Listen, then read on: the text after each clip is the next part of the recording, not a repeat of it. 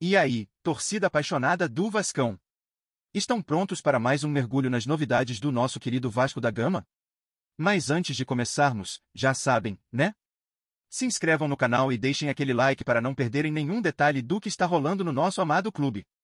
O empate em 2-2 contra o Bragantino deixou um gosto amargo para o Vasco, refletindo uma partida marcada por altos e baixos decisivos. Disputado em São Januário, o jogo teve o Vasco atuando com um time modificado devido ao desgaste de 4 jogos fora de casa. Com um confronto decisivo pela Copa do Brasil se aproximando, Rafael Paiva optou por poupar jogadores-chave, como Vegetti, Piton, David Coutinho, além de lidar com as ausências já esperadas de Paulo Henrique e Matheus Carvalho por suspensão.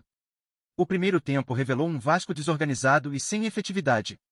A estratégia de escalar um meio-campo mais controlador, com Souza, Sforza e Hugo Moura, e um ataque móvel com GB, Payet e Adson, não teve o efeito desejado. Um erro decisivo de Léo logo no início da partida, ao hesitar na hora de cortar a bola, resultou no gol de João para o Bragantino, colocando o Vasco atrás no placar desde cedo.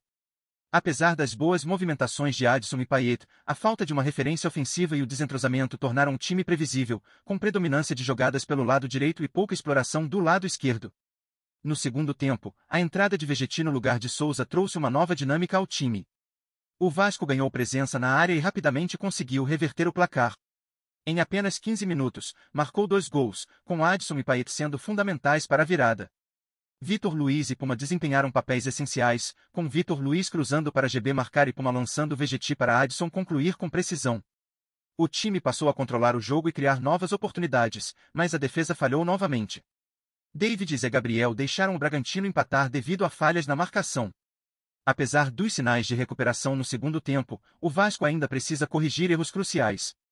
A sequência de jogos fora de casa afetou o desempenho da equipe, e a preservação de Piton e Vegetti destacou a necessidade de manter jogadores-chave frescos.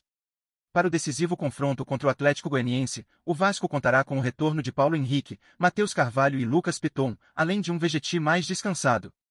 A recuperação de Payet e a minimização dos erros individuais serão cruciais para o sucesso na Copa do Brasil e para garantir uma posição segura no Brasileirão. Cada jogo a partir de agora representa uma oportunidade vital para aprender e se fortalecer, com a necessidade urgente de evitar novos erros. O empate em 2-2 contra o Bragantino gerou uma série de questionamentos e reflexões entre os torcedores do Vasco, especialmente em relação ao desempenho da equipe e às decisões de Rafael Paiva. No primeiro tempo, o Vasco demonstrou uma performance preocupante, com uma defesa desorganizada e um meio-campo que não conseguiu controlar o jogo. A decisão de Paiva de escalar um time sem alguns jogadores-chave devido ao desgaste das viagens anteriores pode ter influenciado negativamente o desempenho, mas a verdade é que o time teve dificuldade em se ajustar e reagir às investidas do Bragantino. Como você avalia a atuação do Vasco nesse primeiro tempo? A ausência de jogadores importantes e a estratégia inicial de Paiva foram os principais fatores para a dificuldade enfrentada pela equipe? No segundo tempo, Rafael Paiva fez mudanças que alteraram o rumo da partida, como a entrada de Vegetti, que trouxe uma nova dinâmica ao ataque.